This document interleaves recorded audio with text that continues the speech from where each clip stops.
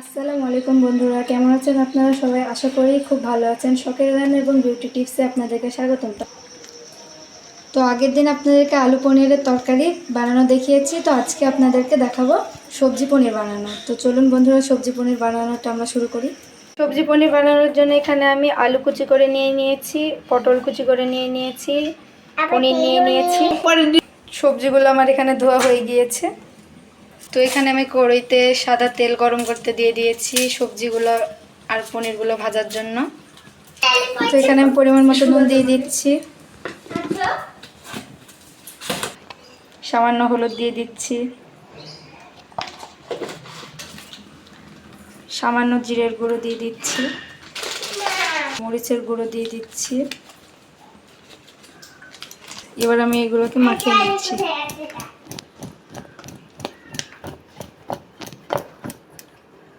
এবার আমি কড়াইতে দিয়ে দিচ্ছি ভাজার জন্য।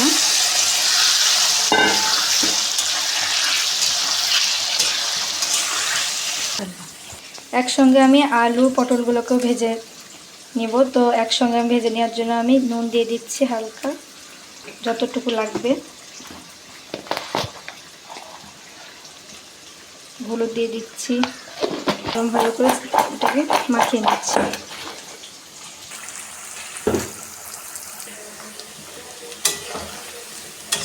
এটা আমার প্রায় ভাজা হয়ে গিয়েছে, আর একটু ভাজলে কমপ্লিট হয়ে যাবে।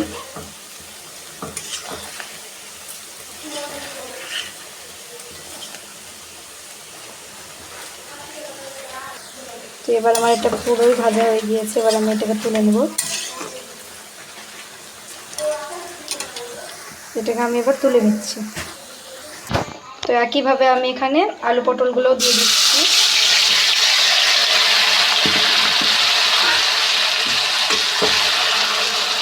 আমি একইভাবে এগুলোকে ভেজে নেবো ভালোভাবে। তো এখানে আমার আলু পটলগুলোও ভাজা হয়ে গিয়েছে, এবার আমি এটাকে তুলে। এখানে সবজি পনির বানানোর জন্য আমি পেস্ট করে নিচ্ছি। পেঁয়াজ দিয়ে দিচ্ছি, রসুন দিয়ে দিচ্ছি, আদা কুচি, লঙ্কা কুচি। তো এখানে দিয়ে দিচ্ছি গোটা জিরে।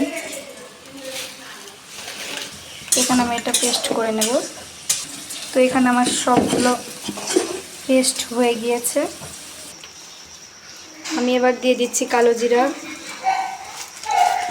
এবার দিয়ে দিচ্ছি তেজপাতা। এবার আমি পেঁয়াজ মরিচ আদা পেস্ট করাটা দিয়ে দিচ্ছি।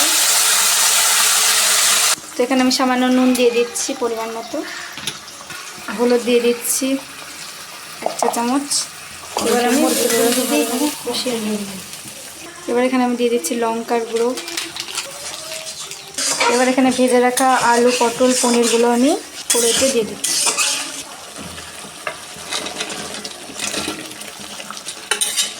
এবার আমি এটাকে ভালোভাবে কষিয়ে নেব। আলু সবজিগুলো সেদ্ধ হওয়ার জন্য আমি পরিমাণ মতো জল দিয়ে দিচ্ছি। এবার 5 মিনিট ঢাকা দিয়ে দিচ্ছি।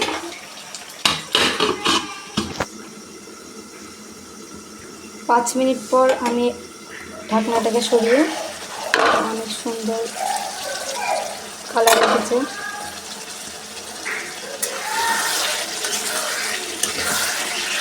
ভালোভাবে আমি এটাকে নাড়াচাড়া করে নিচ্ছি। এবার আমি এটাকে ভালো করে নাড়াচাড়া করে নিচ্ছি।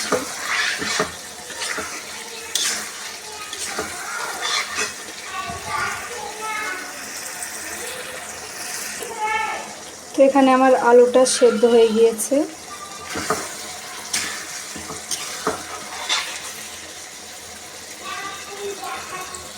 আমার হয়ে গিয়েছে।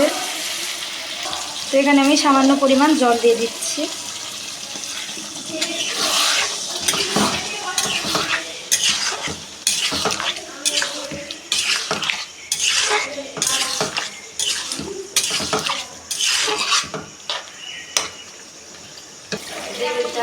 এবার এটা ফুটে গেলে আমি নামিয়ে নেব। তো এটা আপনাদেরকে তুলে দেখাচ্ছি, অনেক সুন্দর হয়েছে।